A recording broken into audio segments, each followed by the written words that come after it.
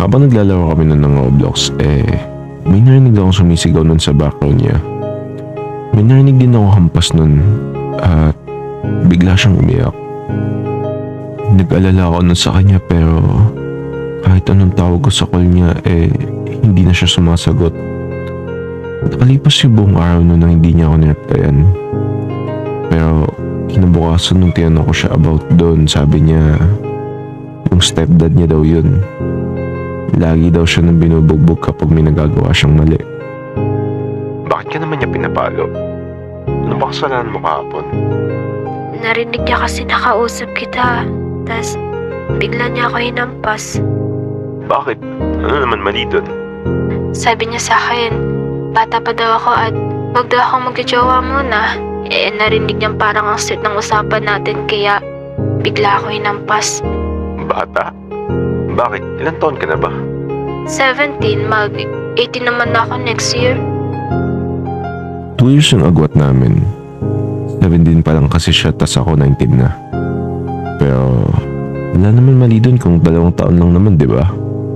Kaya nagtataka ako nun bakit kailangan siya bugbugin ng stepdad niya. Nag-aalala ako dyan sa'yo. Baka naman abusive yung stepdad mo. Ay hindi, mabait nga yun eh. Lagi niya kasi nalagaan si mama ng maayos. Kapag may kasalanan ka, paano palo ba ginagawa sa'yo? Minsan nasusuntok, pero okay lang naman. Para sa akin mabait siya kasi naalagaan niya si mama. Di tulad nung biological father ko na lagi sinasaktan si mama. Nainis ako nun. Napaka-inosente niya kasi. Puro mas inuuna niya yung mga kabutihan na nagagawa ng tao kaysa sa tunay na kaanyaan. Hindi siya bumabase sa mali na nagawa. Laging nasa tama. Doon ko talaga naramdaman na may kakaiba sa kanya. Kaso, hindi rin nagtagal. May diniem siya sa akin sa Discord at hindi ko inaasahan mo papaalam na siya. Uy Alex, sorry kagad sa mga sasabihin ko. Di mo na muna ako makakausap ng 1 taon. Yung stepdad ko kasi, sinabi yun sa mama ko at nagsabi yung stepdad ko sa akin na wag daw muna ako gumamit ng computer o cellphone kapag di nila ako nakikita. Pati lagi daw nila i-check yung message ko para masigurado na wala akong kausap. Pero wag ka mag-alala Alex. Kapag legal age naman na daw ako, pwede na daw ako makipag-usap ulit sa'yo. Kaso hindi lang naman ganun ka-sure. Hindi ko sinasabi na antayin mo ako pero kung magagawa mo magantay, andito lang ako pagtapos ng taon. Wala na ako masyadong sasabihin, Alex. Gusto ko na lang malaman mo na mahal kita at aantayin ko yung 1 taon para makita ka ulit.